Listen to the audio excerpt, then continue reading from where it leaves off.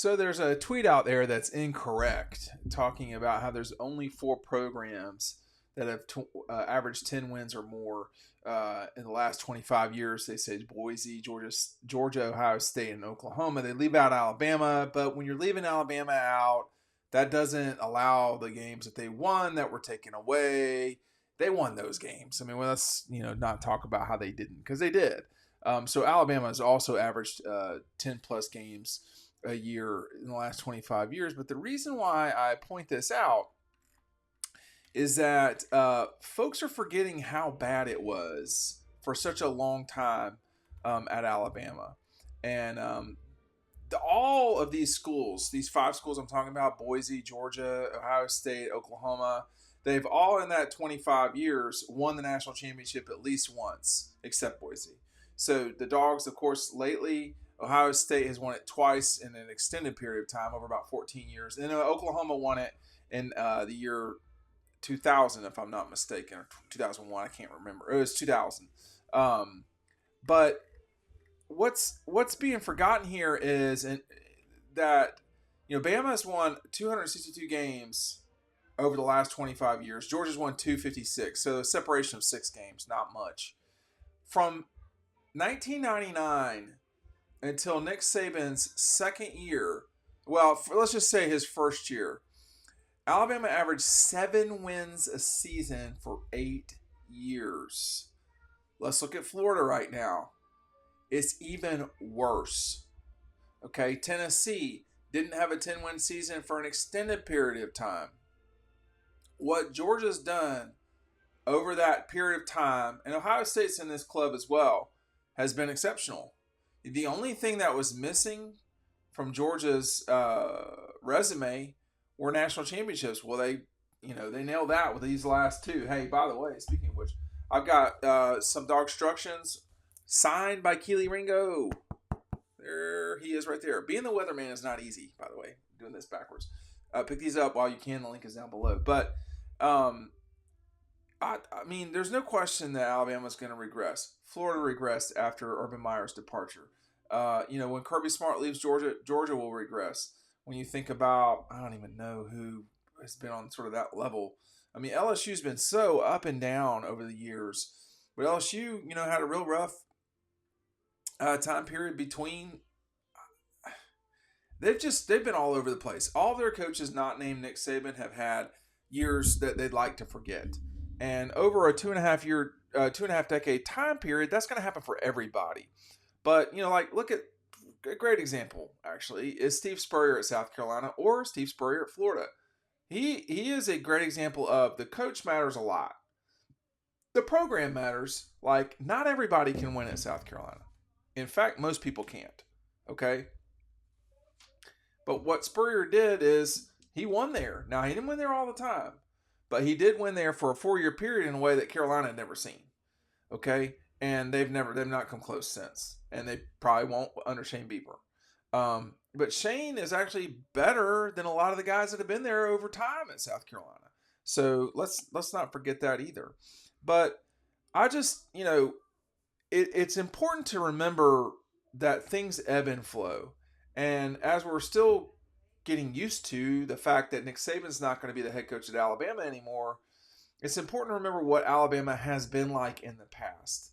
And it's not been great at times. You're talking about for a decade there, from 99 to 2007, not a decade, but close, the average 7 wins over an 8-year period. And there were some rough years in there, by the way. I mean, there's going to be rough wins when you're averaging 7 wins.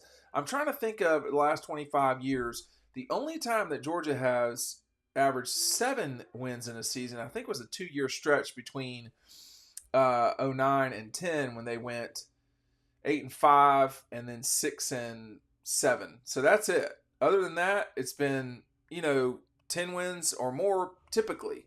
There's been a couple. I mean, I know them off the top of my head. And from the Mark Richt era on, so this includes 2 seasons of Jim Donnan and 2 of his worst 3 seasons, which were 8-4s. So from Mark Richt on, I can think of off the top of my head, Georgia in 2001, 06, and then 9 and 10, and then 13. Those were non-10 win seasons. Mark, all the rest of them were 10-win seasons. 2, 3, 4, 5, 7, 8, 11, 12, 14, and 15. So that's a lot of success for Georgia. What they were missing, they captured, which was the national championship. Now, during that same time, Ohio State,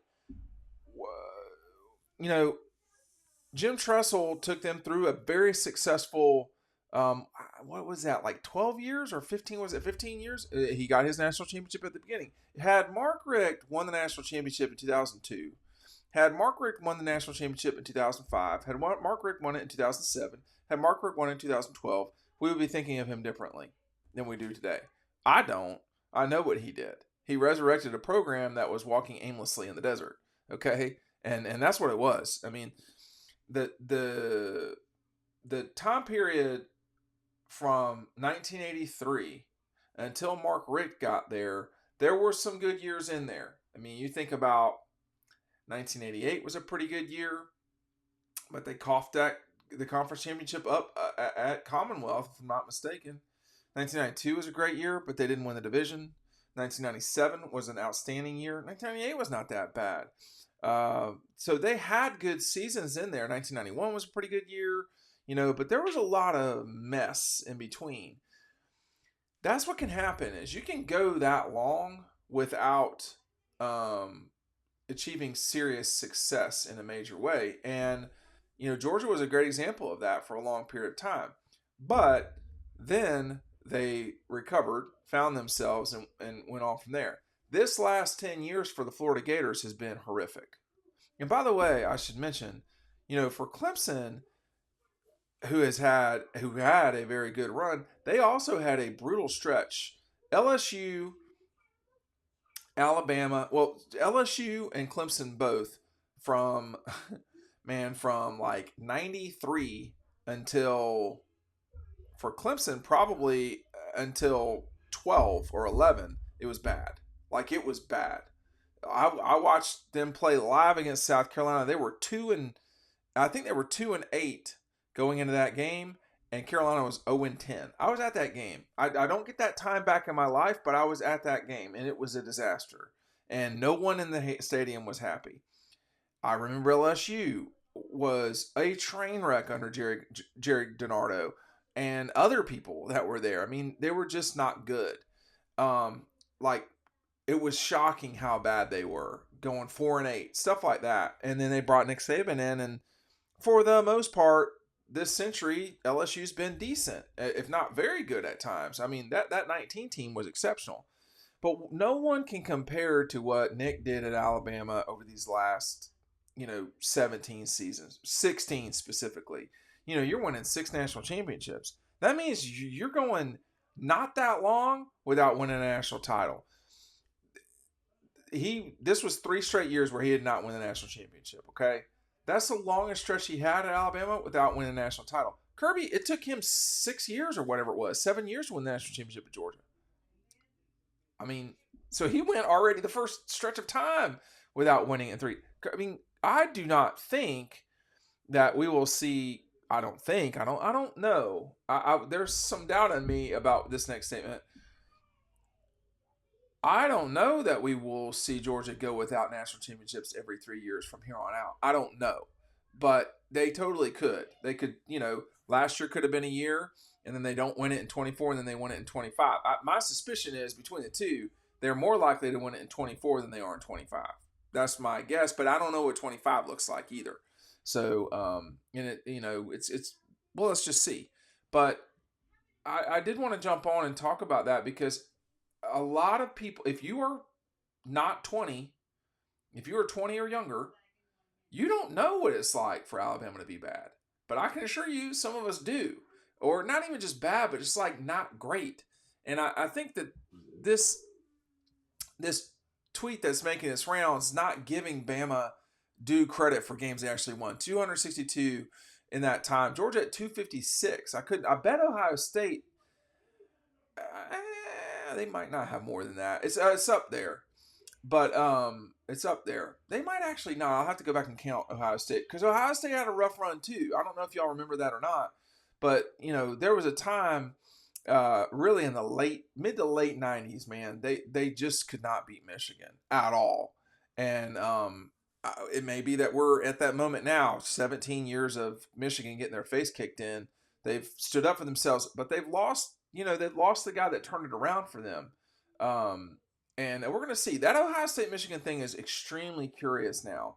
And we'll just have to see how that goes. But there's no certainty that you continue to win when you lose a major coach. I mean, talk to the Gators, talk to Carolina about Steve Spurrier, Urban Meyer leaving Florida. I mean, it happens, and it hurts when it happens.